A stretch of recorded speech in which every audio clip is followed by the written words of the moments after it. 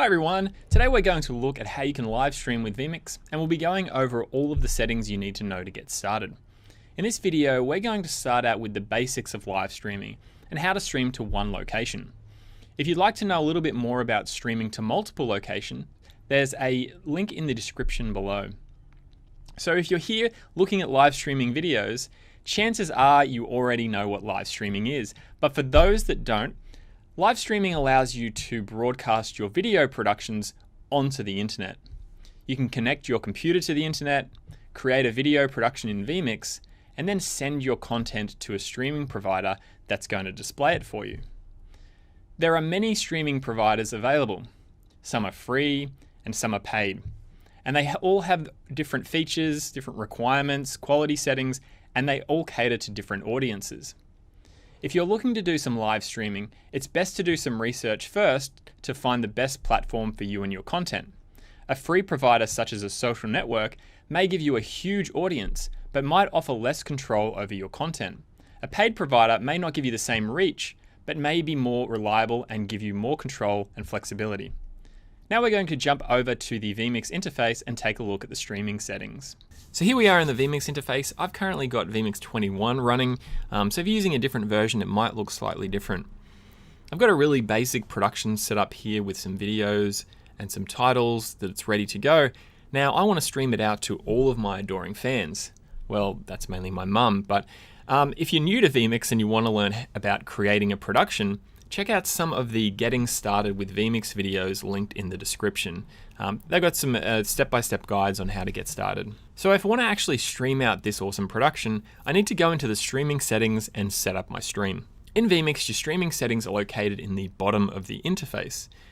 Just click the little gear icon that's next to the stream button. So this window allows you to set up your stream or make any changes to existing streams that you've got set up. Now you'll notice up the top there's a profile section. So once you've actually set up all of your streaming information, you can save it as a profile. Now for those people that are doing multiple productions, it's really handy to be able to save all of your different settings and just switch between them if you need to. So once we've set up today, we can add a new profile that we've got.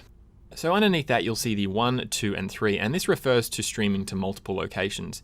Because we're doing a basic tutorial today, we're just going to show you how to stream to one location, but you can check out the video in the description on how to stream to multiple locations.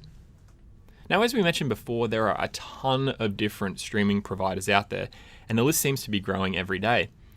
Now, we've added some direct login access to a bunch of different streaming providers. So we've connected up to their API, and it allows you to log into your streaming account directly through the vMix interface. So as you can see from the list, we have a lot of different free providers, including Facebook, YouTube, Twitch, Periscope, and we also have some paid providers as well, such as Vimeo, Wowzer Cloud, Ustream, IBM, Dacast, StreamSpot, and that list gets added to all the time. If you don't see your provider's name on the list, you can always get them to contact us and we can look at adding them to this list. Now, if you don't currently have your provider's name on this list, that's no problem at all. All you need to do is select Custom Rtmp Server. Now, every streaming provider will give you the ability to stream by using a stream URL and a stream name or key. So it's just a matter of copying this bit of information into vMix in the URL and the stream name or key section, and then you'll be able to start connecting to their server and start streaming. This kind of information should be in your provider's account settings, but if you can't find them, you can send them an email. Now, if you want to use one of the providers in the list, you just need to select it and then log into your account with them. So for example, if I wanted to use Facebook to stream to, I just click on the Facebook settings and it will load up a screen to log in. Now I've already logged into my account, as you can see up the top here. If I hadn't, you'd be able to log into Facebook. And once that's done, I can create the stream. So I can give it a title, description, where I want to stream to, the privacy, and that type of thing. To create your stream on Facebook, you just need to finalize that by clicking Create Stream at the bottom. And then once you're ready to go, you'll be able to use vMix to stream to Facebook. I'll show you how to start streaming a bit later on. Most paid providers will give you a channel that you can stream to, or multiple channels. So if you want to go to one of those providers, let's just choose Decast. I can use my username and password to log in, and then from the drop-down menu after I've logged in, I'll see all the different channels that I can stream to, and I just need to select one, and then I can start streaming to that channel. So today for this example, I'm going to select the IBM Cloud video. As you can see, I've already logged into my account and I can already select a channel from the drop-down list. So now that I've got my stream ready to go, it's set up, I've logged in, I've selected the channel that I want to stream to, I need to now consider the quality of the stream that I'm going to send. So underneath the channel, I can select quality here. Now we have a lot of different preset qualities that you can use. So anything from 360p, we've got 1080p, 720, 4K. We've got a lot of different presets that you can select to stream with. Now a lot of the time streaming providers will give you some guidelines as to the best streaming settings for their platform. If that's the case, then use those settings. For example, places like Facebook and Periscope, Twitch will give you kind of some guidelines as to stream, on how to stream. So we've added some of those presets here in vMix. Now you can choose one of these presets to stream to. Like we have today, we've chosen 1080p, 3 megabit. But if we want to actually make any changes to the settings of this, all I need to do is click this gear icon. Then I'll be able to go through and make changes to that streaming setting. So the main settings that people will want to change are up the top, and that will be the video bitrate and the resolution. The video bitrate refers to the quality of the video that you're streaming. The higher the bitrate, the higher the quality. However, the higher the quality and bitrate, it also means that you're going to need more bandwidth. So that's something to keep in mind. So let's say I want to use 4 megabits. So I'm going to change this from 3000 to 4000 now, because I want to stream at a higher bitrate than what the preset was. I could also go way higher if I wanted to. I could go crazy and do 10 megabit or 20 megabit, or I could go lower if I wanted to as well. Okay, next to the bitrate, you'll see the encode size, which is the resolution of the stream. Now, typically, if you're going to do a 1080p production like we are today, you're probably going to want to stream at that resolution as well.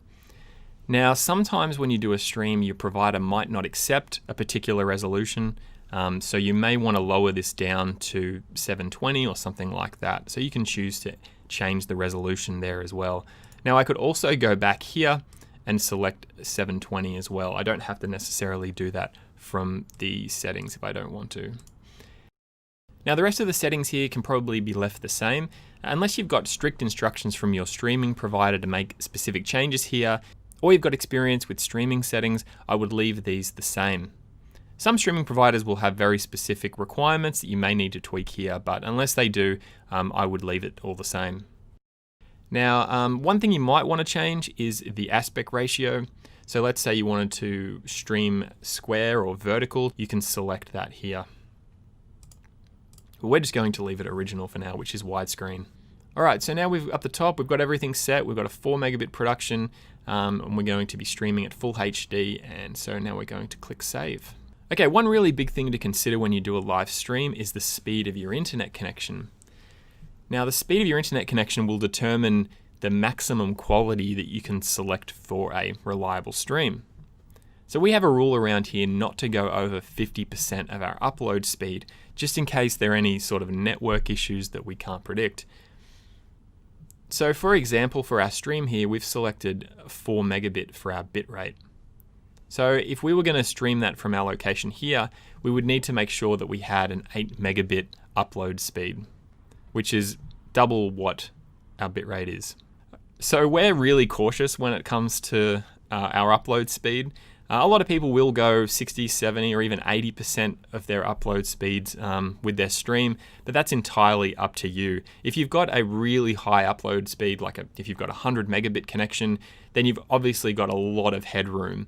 However, if you've only got 3 or 5 megabit, you really need to be careful because any sort of network congestion can cause issues with your live stream.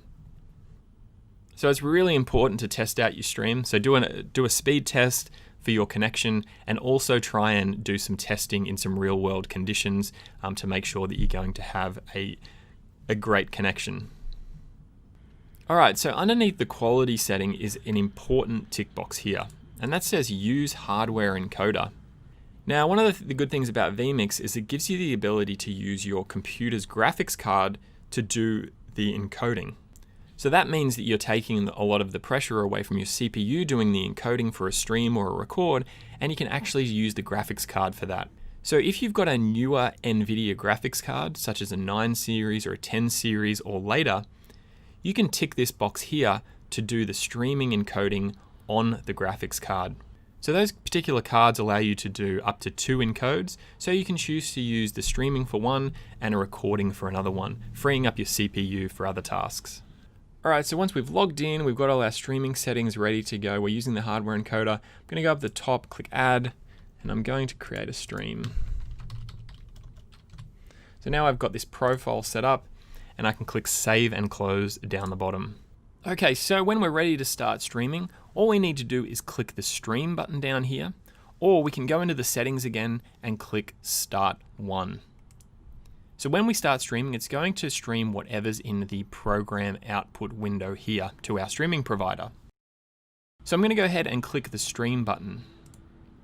So when it's connecting, it will be orange, and when it starts streaming, it will go red. So as you can see now, we've got a red notification here and up here. We go into the settings, you'll also know that it's red here as well. So it lets you know that it's streaming. So if you want to stop streaming, we just click the button, and now we've stopped streaming. As I showed you, you can use these streaming buttons, or you could set up a shortcut on your keyboard or MIDI controller through the vMix shortcuts. So at any point during your stream, you notice that the stream button goes orange or amber. That's an indication that there's an issue with your stream. And this is typically due to an underpowered computer or some sort of network issue. Now in the description, we've got a guide to troubleshooting this if you want to check that out. On our website at vmix.com, you'll find some minimum requirements for running vMix and the computer that you'll need. We also have a page for reference systems, which will give you an idea of what sort of computer you'll need to build to do different things with vMix, like the replay or 4-camera streaming and that type of thing. So I'd recommend checking those out at vmix.com. Thanks for joining us today on this video. If you have any questions about streaming or vMix, you can send through an email via the support page on vmix.com. We also have a free 60-day unwatermarked trial on our website too, if you want to give vMix a whirl. Thanks, and we'll see you later.